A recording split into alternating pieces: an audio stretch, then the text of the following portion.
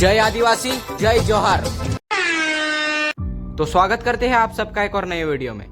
आदिवासी इतिहास में पुरुषों से महिला कभी भी किसी भी काम में पीछे नहीं हटी है, चाहे वो घर संभालने का कार्य हो या रियासत संभालने का।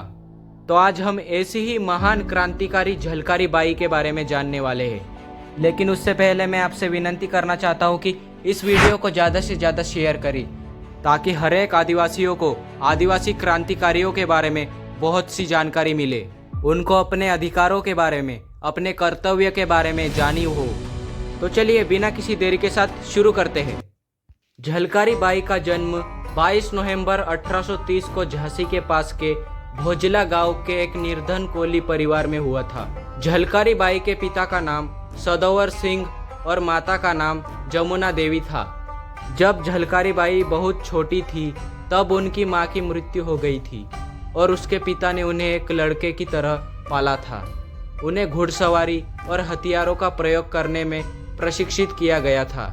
उन दिनों की सामाजिक परिस्थितियों के कारण उन्हें कोई औपचारिक शिक्षा तो प्राप्त नहीं हो पाई, लेकिन उन्होंने खुद को एक अच्छे योद्धा के रूप में विकसित किया था। झलकारी बचपन से ही बहुत साहसी और दृढ़ प्रतिज्ञा बालिका थी। झलकारी घर के काम के अलावा पशुओं का रख रखाव और जंगल से लकड़ी इकट्ठा करने का काम भी करती थी। एक बार जंगल में उसकी मुठभेड़ एक तेंदुए से हो गई थी और झलकारी ने अपनी कुल्हाड़ी से उस तेंदुए को मार डाला था।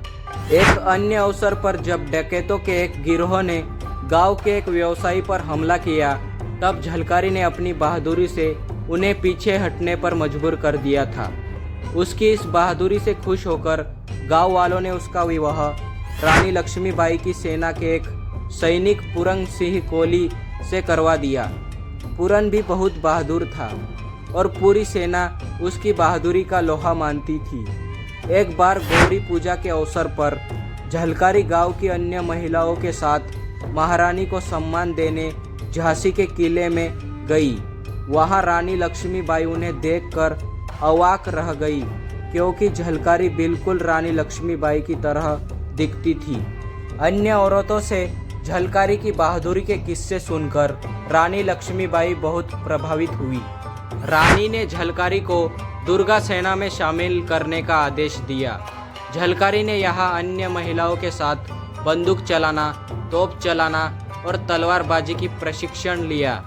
यह वह समय था जब झांसी की सेना को किसी भी ब्रिटिश दुस्साहस का सामना करने के लिए मजबूत बनाया जा रहा था। लॉर्ड डलहौजी की राज्य हड़पने की नीति के चलते ब्रिटिशों ने निसंतान लक्ष्मीबाई को उनका उत्तराधिकारी गोद लेने की अनुमति नहीं दी, क्योंकि वे ऐसा करके राज्यों को अपने नियंत्रण में लाना चाहते थे। हालांकि ब्रिटिश की इस कार्रवाई के विरोध में रानी की सारी सेना, उसके सेनानायक और झांसी के लोग रानी के साथ लामबंद हो गए और उन्होंने आत्मसमर्पण करने के बजाय ब्रिटिशों के खिलाफ हथियार उठाने का संकल्प लिया। अप्रैल 1857 के दौरान लक्ष्मीबाई ने झांसी के किले के भीतर से अपनी सेना का नेतृत्व किया और ब्रिटिश और उनके स्थानीय सहयोगियों द्वारा किए गए हमलों को नाकाम कर दिया।